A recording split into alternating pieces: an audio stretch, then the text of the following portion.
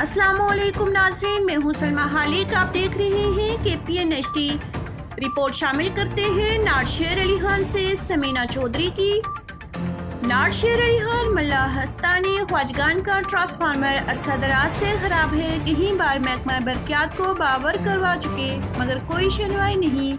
38 सालों से ये ट्रांसफार्मर चल रहा है जो कि अब बूढ़ा हो गया और आए रोज खराब हो जाता है। सिर्फ एक वाहिल पर चल रहा है, वो भी मोहल्ले के कुछ अफराद सुबह शाम जाकर लिंक लगाते हैं तो बिजली बहाल होती है, जबकि महकमा बरक़ियात का कोई मुलाजिम इन कामों पर तवज्जो नहीं दे रहा।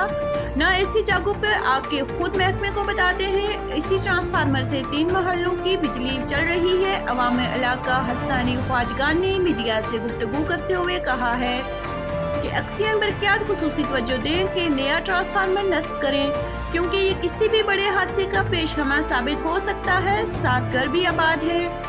महकमा बरक़ियात नया ट्रांसफार्मर दे। आए रोज मोहल्ले की बिजली मुनक़ता हो जाती है और जो अफराद इसी ट्रांसफार्मर पर लगे लिंक को ठीक करते हैं तो खुदा न ख्वास्ता कोई जान की बाजी भी हार सकता है। इससे कबल कोई हादसा पेश आए, महकमा बरक़ियात से गुजारिश है कि नया ट्रांसफार्मर लगाएं ताकि रोज रोज की मुश्किलात से बचा जा सके। बादनज़ा अगर इसमें सुस्ती की गई या कोई हादसा पेश आया तो उसकी तमाम तर जिम्मेदारी महकमा बरक़ियात पे होगी। मज़ीद न्यूज़ अपडेट्स के लिए देखते रहिए KPN-HD।